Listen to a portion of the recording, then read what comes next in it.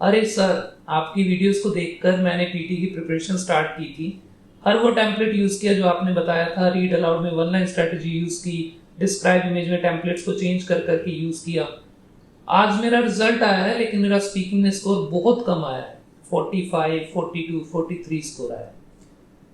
अगर आप भी इस कैटेगरी के स्टूडेंट हैं या फिर अगर आप इस कैटेगरी में आने से बचना चाहते हैं तो आज की वीडियो को ध्यान से देखना, क्योंकि आज की वीडियो में मैं ये बताऊंगा कि मेरे टेम्पलेट यूज करने के बाद भी आपका स्कोर 45 कैसे आ सकता है।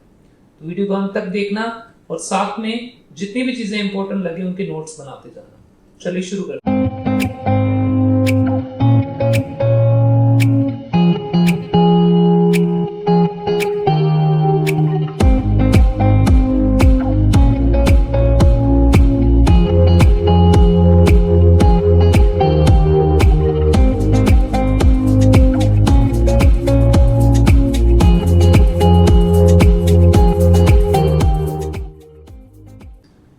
देखिए, सबसे पहले तो आप सबको ये समझने की जरूरत है कि अनमोल सर के टेम्पलेट या ऑक्सफोर्ड पीटी के टेम्पलेट में कोई ऐसा जादू नहीं है कि जब भी पियर्सन पीटी एकेडमिक वाले टेम्पलेट को सुनते हैं तो वो खुश हो जाते हैं कि आ गया हमारा बच्चा और अब हम इसको पूरा भर भर के स्कोर देंगे। तो ऐसा कुछ भी हमारी सेटिंग नहीं है पीटी वालों के साथ, ऐसा कुछ भी हमारा कनेक्शन नहीं है उनके साथ। बस ऐसा है कि बाकियों से थोड़े से बेहतर टेम्पलेट्स हैं, लेकिन उन टेम्पलेट्स को बोलने का तरीका बहुत हद तक मैटर करता है। अगर आपको टेम्पलेट बोलना नहीं आता तो कोई भी टेम्पलेट हो उस पर आप स्कोर नहीं कर सकते, और अगर आपको टेम्पलेट बोलना आता है तो कोई भी टेम्पलेट हो आप उस पर ठीक ठाक अच्छा खासा स्कोर कर सकते हैं। आज की इस वीडियो में हम बात करेंगे टेम्पलेट में या ओवरऑल स्पीकिंग में होने वाली ऐसी मिस्टेक्स जो कि आपको परफेक्ट स्कोर करने से हमेशा पीछे खींचती हैं। तो बिना कोई समय गवाए चलिए चलते हैं प्रेजेंटेशन की तरफ, और वहां पर हम सीखेंगे कि कौन कौन सी ऐसी दिक्कतें हैं जो बच्चे अक्सर जाने अनजाने में क्रिएट कर लेते हैं खुद के लिए भी, और बाद में जब स्कोर कम आता है तो काफी परेशानी उनको आती है। तो सबसे पहले देखिए, एक चीज आपको समझनी पड़ेगी। हर बच्चा जो पीटी की प्रिपरेशन करता है उसको ये पता होता है कि पीटी में repeat sentence, describe image, read aloud ये जान है। अगर आप इन 3-4 सेक्शन में, मतलब कुल मिला के स्पीकिंग में अगर आप अच्छा परफॉर्म करें तो आपका ओवरऑल स्कोर पीटी में बहुत अच्छा आने वाला है। ये बात बच्चे को नॉर्मली पीटी की कोचिंग स्टार्ट करने के पहले 3 या 4 दिन में समझ आ जाती है। उसके बाद बच्चा लगातार 2 महीने 3 महीने प्रैक्टिस करता है और अपना प्रैक्टिस का ज्यादातर समय वो स्पीकिंग पे लगाता है। इसके बाद वो अपना एग्जाम देने जाता है, और जब वो एग्जाम देने जाता है तो मैंने बहुत बार देखा है कि बच्चों का स्पीकिंग में स्कोर जो है वो 60 वाला बैरियर पार नहीं कर पाता। 54 आते हैं, 52 आते हैं, 56 आते हैं, 45 भी आते हैं। आपके सामने एक फैक्ट लिखा हुआ है, इसमें यही बता रखा है कि हर बच्चे को पता है कि स्पीकिंग कितना इंपॉर्टेंट है, लेकिन फिर भी 5 में से 2 बच्चे हर बार ऐसे आते हैं जो कि 60 से ऊपर स्कोर करने के लिए बहुत स्ट्रगल करते हैं। तो क्या वो कारण है? हमें सब पता है, हमें ये पता है कि हमें इस रास्ते पे चलना है, हम उस रास्ते पे 2 महीने प्रैक्टिस भी करते हैं चलने की, और फिर अचानक फाइनल एग्जाम में जाके हमारा स्कोर उतना अच्छा नहीं आता जितना हमने एक्सपेक्ट कर रखा होता है। तो ऐसी वो कौन सी 5 गलतियां हैं जो कि आप अपनी प्रैक्टिस के दौरान भी करते हैं? ऐसी कौन सी वो 5 मिस्टेक है जो अपने फाइनल एग्जाम में भी आप करके आते हैं? मैं नहीं करता, शायद मेरे स्टाफ वाले भी नहीं करते होंगे, शायद बहुत सारे स्टूडेंट भी नहीं करते, क्योंकि मैं बार बार अपनी क्लासेस में इन गलतियों से बच्चों को बचाने की पूरी कोशिश करता हूँ। यूट्यूब फैमिली अभी तक इन गलतियों के बारे में नहीं जानती थी, तो आज की इस वीडियो में हम उनके साथ भी ये सारी मिस्टेक्स को शेयर करने वाले हैं। इससे पहले कि मिस्टेक्स को शेयर करें, पहले कुछ कॉमन मिसकंसेप्शंस का मतलब वहम। बहुत सारे बच्चों को ये लगता है कि मेरे में ये कमी है, इस वजह से मेरा स्पीकिंग में स्कोर अच्छा नहीं आता, जबकि इसका कोई बेस नहीं है, कोई इसकी स्ट्रॉन्ग इसके पीछे होल्ड नहीं है। अगर आप लोग इन मिसकंसेप्शन को सुनेंगे तो हो सकता है आपने भी इनमें से कोई ना कोई मिसकंसेप्शन अपने मन में बैठा रखा हो। तो सबसे पहला, बहुत सारे बच्चों को ये लगता है कि मेरा एक्सेंट जो है ना वो राजस्थानी एक्सेंट है, पंजाबी एक्सेंट है, हरियाणवी एक्सेंट है, और इस एक्सेंट की वजह से मेरा स्कोर 60 नहीं आता। बहुत सारे बच्चे आके हमें बताते हैं कि सर मुझे मेरे पिछले कोचिंग इंस्टीट्यूट में कहा गया था कि हमारा एक्सेंट जो है ना उसमें बागड़ी टच है, उसमें हरियाणवी टच है, तो दैट इज वाई मैं स्कोर नहीं कर पा रहा 60। मैंने पिछला एग्जाम दिया तो उसमें स्पीकिंग में 54 आया था, 55 आया था, और अगर मुझे 60 करना है तो मुझे किसी ने बताया है कि आपको इंग्लिश एक्सेंट रखना पड़ेगा। इन सारे मिसकंसेप्शंस का जवाब आपको ना ये सामने बैठा हुआ टीचर मिलेगा, मेरा खुद का अगर आप एक्सेंट देखेंगे, मैंने टेस्ट दिया भी रिसेंटली, आपको मिलेंगे यूट्यूब पे, इसी चैनल पे मेरे दिए हुए ऑफिशियल मॉक टेस्ट मिलेंगे। आप उनमें चेक करना कि मैं कौन सा ब्रिटिश एक्सेंट यूज करता हूँ, कितना मेरा अमेरिकन एक्सेंट है। और बहुत बार मुझे इस चीज के लिए कमेंट भी किया जाता है कि इस जैसे बंदे के अगर 90 आ सकते हैं तो मेरे तो 180 आएंगे। और मुझे अच्छा लगता है, अगर आप उन वीडियोस को देख के इतना ओवर कॉन्फिडेंट भी हो रहे हैं, दैट्स अ गुड थिंग, अच्छी बात है। पर ये ध्यान रखें कि एक्सेंट कभी भी पीटी में एक चैलेंज नहीं है। इवन पियर्सन की एक ट्रेनिंग की बात आपके साथ शेयर करता हूं। कुछ समय पहले मुझे कुछ बच्चों ने बताया कि ऐसे एक्सेंट का कोई इश्यू होता है। मैंने भी अपनी कोचिंग स्टार्ट की थी, नहीं मैं खुद पढ़ाना स्टार्ट कर रहा था उस समय पर। तो मैंने हमारी एक ट्रेनिंग सेशन में अपने जो ट्यूटर थे, जो ट्रेनर थे, उनसे पूछा कि क्या एक्सेंट का कोई मैटर होता है इस तरह से। तो उन्होंने बड़ा प्यारा जवाब दिया। उन्होंने कहा कि पियर्सन ये नहीं चाहता कि दुनिया का हर बच्चा, weather he is a Pakistani, weather he is from Nepal, weather he is from India, वो सारे बच्चे यूके वाले बच्चों की तरह से बोलना शुरू करें या ऑस्ट्रेलियन बच्चों की तरह से बोलना शुरू करें। हम ये बात बहुत अच्छे से जानते हैं, ये सारी उनके शब्द हैं। उन्होंने कहा कि हम ये बात बहुत अच्छे से जानते हैं कि एक्सेंट एक कल्चर से आता है और कल्चर हमें बचपन से, जन्म से हमारे सिखाया जाता है। हम नहीं चाहते कि इस पेपर की तैयारी के दौरान एक बच्चा जिसने पिछले 24 साल में एक एक्सेंट को अपनाया है, वो अपना एक्सेंट छोड़ के एक नया एक्सेंट अपनाना शुरू कर दे। तो एक्सेंट अगर आप चेंज करने के ऊपर फोकस कर रहे हैं, दैट मीन्स कि आप जो वेरी पॉलिसी, जो फर्स्ट पॉलिसी है इनकी, उसके खिलाफ जा रहे हैं। हर एक्सेंट पे आप 90 स्कोर कर सकते हैं, लेकिन सिर्फ इतना ध्यान रखें कि जब आप अपना एग्जाम फिल करें तो उसमें आपको एक ऑप्शन मिलता है कि आपकी मदर टंग क्या है। तो आप अपनी मदर टंग हमेशा वही भरें जो एक्चुअली आपकी मदर टंग है। फॉर एग्जाम्पल, अगर आप पंजाबी बोलते हैं तो मदर टंग में पंजाबी फिल करें, अगर आप गुजरात से हैं तो मदर टंग में गुजराती फिल करें, और अगर आप नेपाल से हैं तो वहां की जो मदर टंग है आपकी, उसको हमेशा फिल करें। बहुत सारे बच्चे, पहले एक मिसकंसेप्शन ये भी था कि अगर हम उसमें यूके या इंग्लिश, अमेरिकन इंग्लिश फिल करेंगे तो हमारा स्कोर अच्छा आएगा। लेकिन मैंने बहुत बार टेस्ट किया है, मैं खुद अमेरिकन इंग्लिश पे एग्जाम देके आया हूं, मेरा स्कोर अराउंड 72, 73 बार एग्जाम दिया, 72, 73 स्पीकिंग में रहता है। पर अगर मैं अपनी मदर टंग पंजाबी करता हूं तो हर बार स्कोर जो है वो 90 के आसपास का आता है।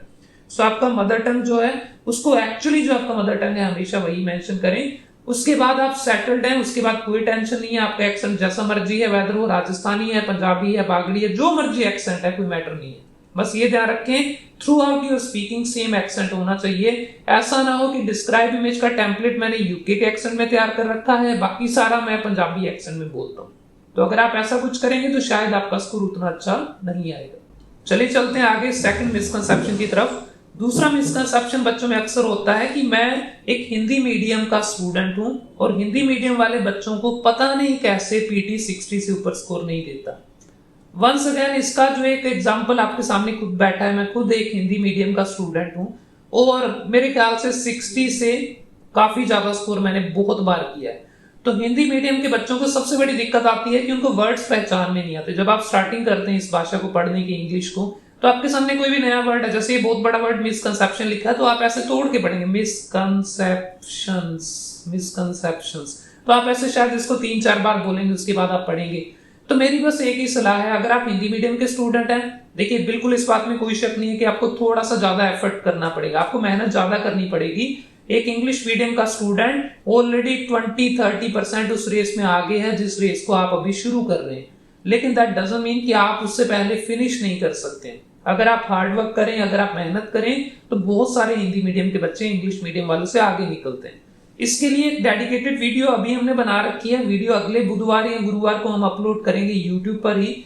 उसमें आपको बताएंगे कि हिंदी मीडियम वाला बच्चा क्या कर सकता है सो दैट वो अपना स्पीकिंग में स्कोर परफेक्ट कर पाए, वो इंग्लिश मीडियम वाले बच्चों से भी अच्छा स्कोर कर पाए। लेकिन अभी के लिए बस एक क्विक टिप है कि जितना ज्यादा हो सके इस भाषा को सुने। जब आपने अपनी मदर टंग सीखी थी ना, तो आपने बोल के नहीं सीखी थी, आपने लिख के नहीं सीखी थी, आपने केवल सुन के सीखी थी। जब हम सब अपनी माँ के गर्भ में थे, उस समय हमने अपनी मदर टंग को लगातार सुना। उसके बाद हमारा जन्म होने के बाद भी पहले 1-1.5 साल हम कुछ बोलते नहीं थे और हम केवल लगातार इनपुट ले रहे थे, हम भाषा को सुन रहे थे। वेदर आपकी मदर टंग पंजाबी है, वेदर आप राजस्थानी बोलते हैं या वेदर आप हरियाणवी बोलते हैं, डजंट मैटर। बस इतना ध्यान रखें कि हर भाषा को सीखने का पहला स्टेप है लिसनिंग, एंड देन धीरे धीरे स्पीकिंग, राइटिंग, वो सब फॉलो करते हैं, रीडिंग सब फॉलो करेंगे। सो अपना ज्यादातर टाइम हिंदी मीडियम वाले बच्चे खासतौर पे सुनने पर बिताएं। आप दिन में कितने घंटे इंग्लिश सुनते हैं? मिनट्स नहीं, घंटे। वो मैटर करेगा, उससे आपका स्कोर डिसाइड होगा। तो इस चीज को हमेशा ध्यान में रखिए। आगे बढ़ते हैं। तीसरा मिसकंसेप्शन है कि मेरे पास एक्सपीरियंस नहीं है, मेरा पहला एग्जाम है, सर आपने तो 12-15 एग्जाम दे दिए हैं तो आपका तो अच्छा आना था, लेकिन हमारे पास ऐसा एक्सपीरियंस करने का टाइम भी नहीं है, तो मैं तो 60 के आसपास ही कर सकता हूँ। देखिए बहुत बार ऐसा होता है, इवन अगर आप पिछले एक हफ्ते का रिजल्ट हमारे इंस्टाग्राम पे देखेंगे तो आप देखेंगे कि उसमें 5-6 बच्चे ऐसे होंगे जिनका स्कोर 80+ है इन स्पीकिंग, और वो 80+ वाले बच्चों का ये पहला एग्जाम था। बहुत रेयर ऐसा होता है कि बच्चा 5वें पेपर में जाके 80+ करता है। जिनका 80+ आना तो पहले एग्जाम ही कर लेते हैं, और उसका बहुत बड़ा कारण है कि उनके बेसिक्स जो है वो कंसेप्ट क्लियर होते हैं। एक बार आपका बेसिक क्लियर है तो चाहे आपका पहला पेपर है चाहे 5वां पेपर है, डजंट मैटर, आप अपने अगले एग्जाम में 80+ कर सकते हैं। वो बेसिक क्या है, वो बेसिक आपको अभी इस वीडियो में आगे सीखने को मिलेगा। तो एक्सपीरियंस का कोई लेना देना नहीं है। ऐसा नहीं कि समय के साथ साथ आप कुछ सीखते हैं जिसकी वजह से आपका स्कोर इंप्रूव होता है, ऐसा बिल्कुल कोई कंसेप्ट नहीं है। सबसे आखिरी पॉइंट, मेरी आवाज क्लियर नहीं है, मेरी आवाज में कोई दिक्कत है। कई बच्चे इसको पिच कह देते हैं, कई बच्चे इसको लाउडनेस कहते हैं, कई बच्चे इसको हार्शनेस कहते हैं, पता नहीं कहां से वर्ड्स आ रहे हैं। इसके बारे में भी मैंने पियर्सन से जब बात की है तो मुझे बहुत बार इसके लिए बेइज्जती सहनी पड़ी है, क्योंकि हर बार ये कहा जाता है कि वॉइस का टेस्ट नहीं है, this is not Pearson test of voice. ये आपका सारे गामा पा सिंगिंग कंपटीशन नहीं है, ये आपका आवाज पंजाब दी कंपटीशन नहीं चल रहा है, ये आपका इंडियन आइडल नहीं चल रहा है, ये आपका पियर्सन टेस्ट ऑफ इंग्लिश है। इसमें आपकी इंग्लिश को चेक करते हैं, वेदर आप इंग्लिश को किसी भी तरह से बोलें, किसी भी आवाज में बोलें, उससे कोई फर्क नहीं पड़ता।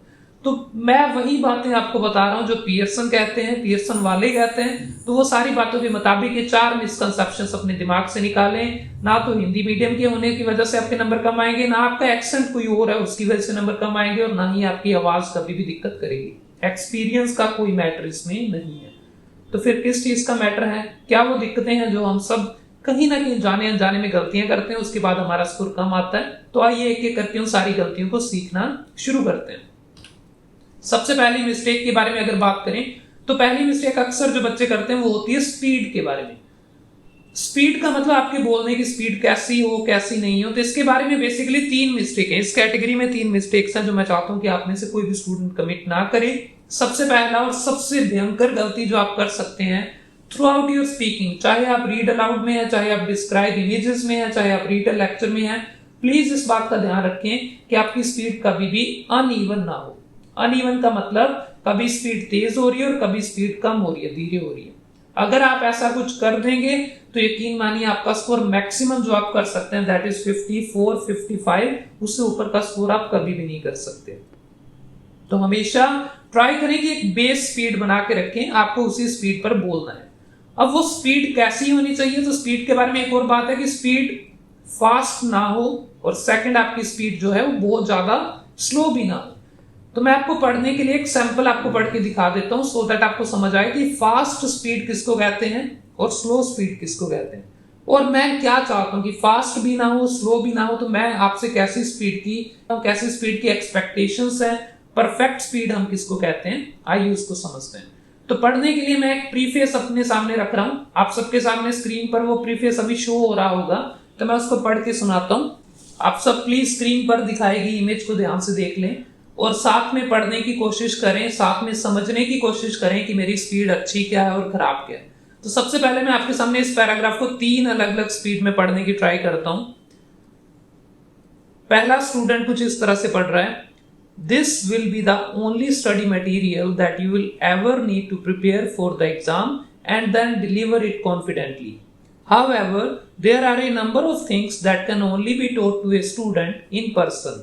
So attending your regular classes is way more important than just sitting in your room and reading the handbook.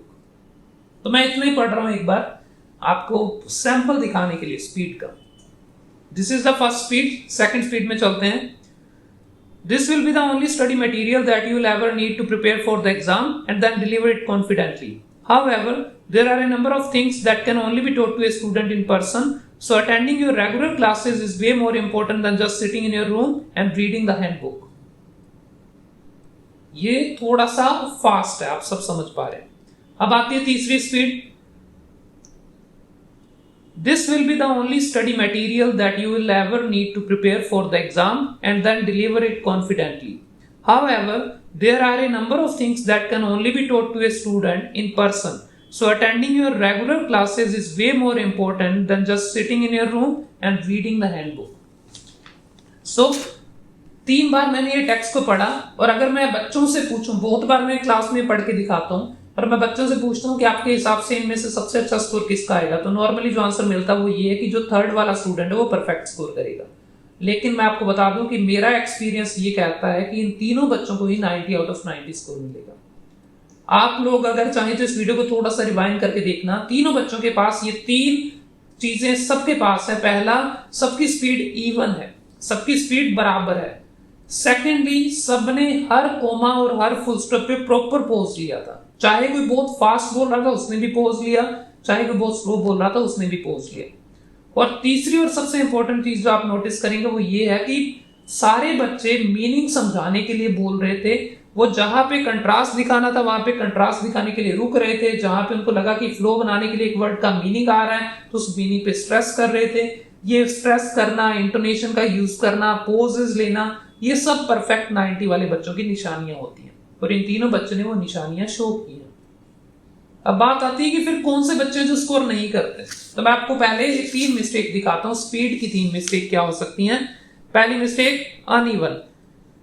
This will be the only study material that you will ever need to prepare for the exam and then deliver it confidently. However, there are a number of things that can only be taught to a student in person. So, attending your regular classes is way more important than just sitting in your room and reading the handbook. So you can see, शुरू में ऐसा था जैसे AK-47 चल रही है, उसके बाद बीच में पता नहीं क्यों मैं रीलोड करने लगे AK-47 पर, देन अगेन लास्ट में मैंने स्टार्ट कर दिया उसको तेजी से पढ़ना। ये अनइवन स्पीड का एक परफेक्ट एग्जांपल था, हमें ऐसा नहीं करना। अब आता है फास्ट स्पीड किसको कहते हैं। फास्ट स्पीड में कोई दिक्कत नहीं है। देखिए, अगर हमारा वर्ड क्लियरली कैप्चर हो रहा है, एक एक वर्ड की एंडिंग क्लियरली कैप्चर हो रही है तो कोई दिक्कत नहीं है। अदरवाइज फास्ट स्पीड में हमेशा इश्यू आएगा। ये इश्यू अक्सर बच्चों को डिस्क्राइब इमेज के टेम्पलेट में आता है। मैं टेम्पलेट भी आपके सामने अभी स्क्रीन पे शो कर रहा हूं, आप टेम्पलेट को ध्यान से देखें और उसमें देखें कि कहां पर मैं बोल रहा हूं, कौन सा पैराग्राफ में पढ़ रहा हूं। टेम्पलेट कुछ इस तरह से है। The given image represents a beautiful image. There must have been a popular debate. जब कोई बच्चा इतनी तेजी से बोलने लगे, there must have been की जगह have been हो गया, a popular debate, popular, र आया ही नहीं कहीं पे। तो जब आप ऐसे वर्ड की एंडिंग को खाने लग जाएं तो समझ लेना आप बहुत फास्ट हो रहे हैं, और इस तरह से आप कभी भी परफेक्ट स्कोर नहीं कर सकते। आई होप आपको समझ आएगा फास्ट स्पीड में किसको कह रहा हूं। अब बात करते हैं सबसे लास्ट में, स्लो स्पीड। देखिए, जब मैं पहले बोल रहा था तब भी मैंने स्लो बोला था, जब मैं पहले बोल रहा था परफेक्ट 90 मैंने बोला, उसमें भी मैंने फास्ट बोला था, लेकिन तब आपको ये गलतियां नहीं दिखेंगी। फास्ट इतना फास्ट नहीं था कि मैं वर्ड खा रहा था, स्लो इतना स्लो नहीं होगा कि मैं वर्ड बाय वर्ड बोल रहा हूं। जैसे मैं एक बार फिर से इस पैराग्राफ को पढ़ के सुना रहा हूं। मान लीजिए एक बच्चा ऐसे पढ़ रहा है, This will be the only study material that you will ever need to prepare for the exam and then deliver it confidently. However, there are a number of things that can only be done to a student in person. So attending your regular classes is way more important than just sitting in your room. कुछ ऐसा। तो जब आप ऐसा this that this ये वाली tone में अगर आप पढ़ने लग जाएं तो समझ लेना कि आपकी स्पीच जो है वो ब्रोकन है, और ब्रोकन स्पीच पे आपको मैक्सिमम स्कोर जो पीटी देता है दैट इज 54। ये मेरा एक्सपीरियंस है। तो अगर आपका टारगेट 54 से आप संतुष्ट हैं तो आप ऐसा करें, अदरवाइज कोशिश करो कि इन तीनों चीजों से बाहर आओ। अनइवन नहीं रखना, सेम स्पीड रखें। फास्ट क्लियरली रिकॉर्ड करना है। फास्ट के लिए मैं हमेशा एक वेबसाइट बताता हूँ, dictation.ie, उस पर जाके चेक करें अपना कि आपकी स्पीड कितनी फास्ट है, आप अपने वर्ड्स को कैप्चर करवा पा रहे हैं कि नहीं करवा पा रहे हैं। dictation.ie अगर आपको नहीं पता तो प्लीज कमेंट बॉक्स में बता दें, ट्यूटोरियल ऑन dictation.ie, तो मैं उसका ट्यूटोरियल आपको दे दूंगा, आप समझ लेना। स्लो में मैंने बताया कि वर्ड बाय वर्ड नहीं होना। आप किसी भी एक प्रोफेशनल टीचर से मिले, उसको अपना टेस्ट चेक करवाएं और वो विद इन 10 सेकंड आपकी आवाज को 10 सेकंड सुन के बता सकते हैं कि आप वर्ड बाय वर्ड बोलते हैं या नहीं बोलते। तो प्लीज अपने टीचर से इस चीज के लिए सलाह दें। अगर आप इन तीनों में से कोई भी गलती कर रहे हैं, आप मेरे टेम्पलेट यूज करें, आप कोई भी टेम्पलेट यूज करें, मैं चैलेंज करता हूं आपका स्कोर 54 से ऊपर नहीं आ सकता। नेक्स्ट सेकंड मिस्टेक की तरफ चलते हैं। सेकंड मिस्टेक का मतलब आप सामने देख सकते हैं not adding pauses on comma and full stop. ये मैं अभी हालांकि पहली मिस्टेक में हम डिस्कस कर चुके हैं, पर बहुत सारे बच्चे पता नहीं क्यों ये बात अभी भी नहीं समझते हैं, वो कोमा और फुल स्टॉप पे पोज नहीं लेते हैं, जो कि बहुत बड़ी गलती है। कुछ बच्चे इसको ऐसे बोलते हैं, तीसरा पैराग्राफ पढ़ रहा हूं मैं। From the image it is clear that the topic given is not very common. Speed अच्छी है। From the image it is clear that the topic given is not very common and hence it needs a lot of research. सब बढ़िया है, लेकिन आप रुक कहाँ रहे हैं? आप तो ऐसे बोल रहे हैं जैसे एक रोबोट को चाबी भर के छोड़ा हुआ था। ऐसे नहीं बोलना। तो जैसे मैंने बोला, from the image it is clear that the topic given is not very common and hence it needs a lot. इस तरह से इवन आप देखो कई जगह पे एंड से पहले जैसे कोई कोमा नहीं है, मैं वहां पर भी रुकता हूं। तो मैं तो ये कह रहा हूं जहां पे कोमा नहीं है वहां पर भी रुकना पड़ सकता है, लेकिन आप जहां कोमा है, जहां फुल स्टॉप है, वहां पर भी नहीं रुकेंगे तो पहले ही समझ लेना कि तुम्हारा बेड़ा पार नहीं होने वाला। आपको दोबारा बैठना पड़ेगा एग्जाम में, दूसरी बार, तीसरी बार, और शायद तब तक जब तक आप इस गलती को नहीं सुधारते। सो हमेशा कोमा फुल स्टॉप पे पोज लेना है। चाहे आप रीड अलाउड में 1 लाइन बोलें तब भी कोमा फुल स्टॉप पे पोज लेना है। शांति से बोलो, रिलैक्स होके बोलो, कॉन्फिडेंट होके बोलो और कोमा फुल स्टॉप पे प्रॉपर पोज लो। चलिए चलते हैं अब आगे तीसरी मिस्टेक की तरफ। तीसरी मिस्टेक है speaking like you know it all. ये बहुत कॉमन मिस्टेक है, और आप देखो जिन भी मिस्टेक में मैंने डिस्क्राइब इमेज सामने रखा हुआ है, इसका मतलब कि खास तौर पे ये मिस्टेक डिस्क्राइब इमेज में आती है। Speaking like you know it all का मेन मकसद यही है बताने का। बच्चे कई बार ऐसे बोलते हैं जैसे कि उनको सब आता है। अब देखो आता तो आपको सब है, इस बात में कोई शक नहीं है। डिस्क्राइब इमेज का टेम्पलेट है और आपको टेम्पलेट बोलना अच्छे से आता है, पर ये बात बतानी थोड़ी ना है सबको कि मैं टेम्पलेट घर से लोड करके लाया हूं, हमारे सर ने उसको लोड किया और अब मैं ऐसे शॉटगन की तरह ठा करके सारा टेम्पलेट आपके सामने फेंक के आ जाऊं। ऐसे नहीं करना। दिखाना नहीं है कि मैं सब रट के आया हूं। अगर आप अपने टेम्पलेट को ऐसे बोलेंगे, the given image represents a beautiful image, there must have been a popular debate about the information given in the image, whether, ऐसा लग रहा है कि रोबोट बोल रहा है, ऐसा लग रहा है कि ऐसा बंदा बोल रहा है जिसको मतलब ही नहीं कि सामने कोई सुनने वाला है कि नहीं। मुझे, मेरा काम था, ये टेम्पलेट में ऐसे भर के लाया था और ये मैंने फेंक दिया, मेरा काम खत्म। Please I request all of you, इसका मीनिंग समझो, मीनिंग समझ के फोकस करके बोलो। जैसे मैं बोलता हूं, from the image it is clear that, ये बिल्कुल साफ है, कि हिंदी में ऐसे स्ट्रेस करते हैं ना अपने, ये बिल्कुल साफ है, तो इस तरह से इंग्लिश में भी स्ट्रेस करो। ये बहुत जरूरी है, इसके बिना आप स्कोर नहीं करेंगे, चाहे आप कितना मर्जी अच्छा टेम्पलेट यूज करें। साथ में बीच में एक आधी जगह पे फिलर यूज करो। जैसे मैं बोलूंगा, it is clear that the topic given is not very common and hence it needs a lot of research to calculate the maximum that is 26% for India and minimum that is around 5% for China. अब ये जो मैं ये कर रहा हूं, ये ऐसा शो कर रहा है, ये बच्चा रट के नहीं आया, ये बच्चा टेम्पलेट को अच्छे से जानता है, ये बच्चा अपने मन से बोल रहा है सब कुछ, और हमें ऐसा ही दिखाना है कि आप अपने मन से बोल रहे हैं। तो प्लीज इसके ऊपर काम करें। अब आगे बढ़ते हैं मिस्टेक नंबर 4 की तरफ। मिस्टेक नंबर 4 उतनी ही कॉमन है जितनी मिस्टेक नंबर 1, 2, 3 है। मिस्टेक नंबर 4 में आप ऐसे बोलते हैं जैसे आपको कुछ ही नहीं आता। तो बहुत बार मैंने ये देखा है, बच्चे डिस्क्राइब इमेज या रिपीट सेंटेंस में, ये मिस्टेक मेनली रिपीट सेंटेंस में होती है। तो आप ऐसे बोल रहे हैं जैसे आप इमेजिन करें कि आप रात में सोए अपने घर में और आप अगले दिन सुबह साउथ कोरिया के सियोल शहर में सड़क पे उठे, एक सड़क पे उठे और आप उठते देख रहे हैं कि मैं कहाँ आ गया, ये कौन सी जगह है, चारों तरफ देख रहे हैं ना।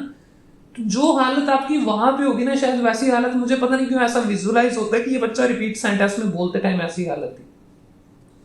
मैं इमेजिन करवाता हूँ। एक सेंटेंस आया, there will be a conference here next summer on using the web for academic research. अब इसको एक बच्चे ने बोला, there will be a conference here next summer that is very beneficial for Indian cricket team. ये बच्चा confident था, ये बच्चा ऐसा लग रहा था इसको सब आता है, और बड़े कॉन्फिडेंस के साथ प्यार से इसने खत्म किया। अब एक बच्चा ऐसे बोल रहा है, there is a conference in the summer in the next year and the academic and the research. तो ये ऐसा लग रहा है कि ये बेचारा ये ढूंढने की कोशिश कर रहा है वर्ड कहाँ चले गई, इसको मिल ही नहीं रहा कुछ भी। रीड अलाउड में भी बच्चे ऐसे करते हैं, रिपीट सेंटेंसेस में भी बच्चे ऐसे करते हैं। इससे बेहतर है, सच्ची बता रहा हूं, इससे बेहतर है चुप रहो, खाली छोड़ दो रिपीट सेंटेंस, तब भी कुछ नंबर आ जाएंगे शायद। पर ये जो तुम नालायकी करके आते हो, इससे बिल्कुल स्कोर नहीं आने वाला। तो प्लीज इन चीजों को दिमाग में रखें। ऐसा ना दिखाओ कि मुझे कुछ नहीं आता, मैं कहाँ फंस गया, ये कौन सा पेपर है, मुझे इसके बारे में कुछ नहीं पता। कॉन्फिडेंस के साथ बोलना है, एक आवाज एक टोन में बोलना है, एक स्पीड में बोलना है। उसमें फास्ट स्लो इतना मैटर नहीं है, लेकिन इतना फास्ट ना हो कि वर्ड खाए जा रहे हैं, इतना स्लो ना हो कि वर्ड एक एक करके अलग अलग आए जा रहे हैं। सेकंड मिस्टेक में हमने पाया था कि कोमा फुल स्टॉप पे प्रॉपर पॉज लेना है। तीसरे में रोबोट की तरह से मत बोलो, मीनिंग समझ के बोलो। चौथे में आया speaking like you don't know it all, ऐसे मत बोलो कि आपको कुछ ही नहीं पता चल रहा। आखिरी मिस्टेक आपके बस में नहीं है, मैं समझता हूं, मिस्टेक नंबर 5, लेकिन फिर भी मेरी रिक्वेस्ट है सीखो। जो नहीं आता उसको सीख लो ना यार, कितना मुश्किल है। मिस्टेक नंबर 5 है, आप इंटोनेशन और स्ट्रेस का इस्तेमाल नहीं करते। इसको हम ऑक्सफोर्ड में डल स्पीकिंग कहते हैं। डल का मतलब जिसको पढ़ के ऐसा लगे, जिसको सुन के सॉरी ऐसा लगे कि इस बच्चे को ये बच्चा शायद कोई पाठ कर रहा था, कोई मंत्र जाप कर रहा था। जब पंडित जी भी मंत्र जाप करते हैं ना, तो उनको ये पता होता है कि इनको समझ तो आना नहीं जितने सामने बैठे, तो वो इस तरह से करते हैं कि बस मैंने बोल दिया और मेरा काम खत्म है। आप लोग अपना टेम्पलेट भी कई बार ऐसे बोलते हैं कि बस मैंने बोल दी, मेरा काम खत्म है। आपको समझ आ रहा है, बहुत अच्छा, नहीं आ रहा बाहर में जाओ, मेरा कोई लेना देना नहीं है। तो जब आप इस मेंटालिटी के साथ बोलेंगे तो समझ लो कि आप पास नहीं होने वाले, आप फेल होने वाले हैं। इंटोनेशन ऐड करो, स्ट्रेस ऐड करो। मैं करता हूं हर बार, उसको देखो। आपको नहीं पता इंटोनेशन, आपको नहीं पता स्ट्रेस, तो मेरे टेस्ट चेक करो मैं कैसे बोलता हूं, उसको कॉपी कर लो यार, कम से कम इतना तो कर सकते हैं अपने। द गिवन इमेज, हमेशा मैं ऐसे बोलूंगा, द गिवन पे स्ट्रेस होगा। आप क्या बोलते हैं? द गिवन इमेज रिप्रेजेंट्स ऐसे। तो ये मरी सी टोन में मत बोलो, थोड़ा सा स्ट्रेस इंटोनेशन को कॉपी कर लो, आपका भला है इसमें, तभी कहा जा रहा है। अगर आपका टारगेट 80 है, और यकीन माने अगर आप स्पीकिंग में 90 नहीं कर सकते, स्पीकिंग में 80 नहीं कर सकते, तो बाकियों के बारे में तो सोचना भी छोड़ दो। सबसे आसान अगर 90 किसी मॉड्यूल में होते हैं, मैं बार बार कहता हूं, तो वो स्पीकिंग में होते हैं। तो स्पीकिंग में 90 करना आपके हाथ में, आपके बस में है। तो फोकस करो इस चीज पे। स्ट्रेस देखो मैं कहां पे करता हूं, there must have been a, must पे स्ट्रेस होगा। आप मेरे 2 साल पुराने टेस्ट जाके देख लो, उसमें भी हमेशा मैं यही मेथड यूज करता हूं, इसी तरह से स्ट्रेस होगा। फ्रॉम द इमेज, ये ऐसे ही बोला जाएगा। मेरे से आप रात के 2 बजे भी पूछ लेना, मैं ऐसे बोलूंगा, from the image it is clear that the topic given is not very common and hence it needs a lot. ये क्यों नहीं हो रहा? इट नीड्स से, ये तेजी से बोलना है, एंड हेंस पे पॉज लेना है, एंड हेंस इट नीड्स ऐसे करके बोलना है। इसको कॉपी करो पीछे, जैसे आपको गाने याद हो जाते हैं सिद्धू मूसेवाले के, जैसे आपको गाने याद हो जाते हैं बॉलीवुड की मूवीज के। गाना तो बिल्कुल आप वर्ड से वर्ड मिला के गा लेते हैं, लेकिन टेम्पलेट आपसे गाया नहीं जा रहा। फिर कहीं ना कहीं कमी है, शायद आपको ये नहीं समझ आ रहा कि हमें गाना ज्यादा जरूरी है, टेम्पलेट ज्यादा जरूरी है। तो ये 5 मिस्टेक्स हैं कुल मिला के। दोबारा से एक बार मैं सम अप कर दूं। सबसे पहली मिस्टेक, स्पीड, ना तो ज्यादा अनइवन, ना फास्ट, ना स्लो। सेकंड मिस्टेक थी, आप कोमा पे फुल स्टॉप पे नहीं रुकेंगे। समझ लेना पेपर दोबारा देने का मौका आ गया है, दोबारा पेपर भर देना। तीसरा था, आप ऐसे बोल रहे हैं जैसे आपको सब कुछ पता है, रोबोट की तरह से दिखाओ कि मुझे नहीं पता। बीच में फिलर्स का यूज करो, फीलिंग्स को ऐड करो बीच में, मीनिंग समझो। नंबर 4 पे आया, speaking like you don't know it all. ऐसा नहीं लगना चाहिए कि मैं कहां फंस गया भाई साहब, ये क्या हो रहा है मेरे साथ। और सबसे लास्ट में इंटोनेशन स्ट्रेस का इस्तेमाल करें। आई होप आज की इस वीडियो से ये सवाल कम से कम नहीं आएगा कि सर मैं टेम्पलेट यूज करता हूं, क्या मेरे पक्का 90 आ जाएंगे? तो टेम्पलेट से 90 आते होते तो मैं ऑक्सफोर्ड पीटी बंद करके शायद टेम्पलेट ऐसे पीडीएफ 2-2 रुपए में बांट रहा होता। ये गेम सिर्फ टेम्पलेट बोलने से नहीं जीता जाता, ये गेम टेम्पलेट को सही तरीके से बोलने से जीता जाता है।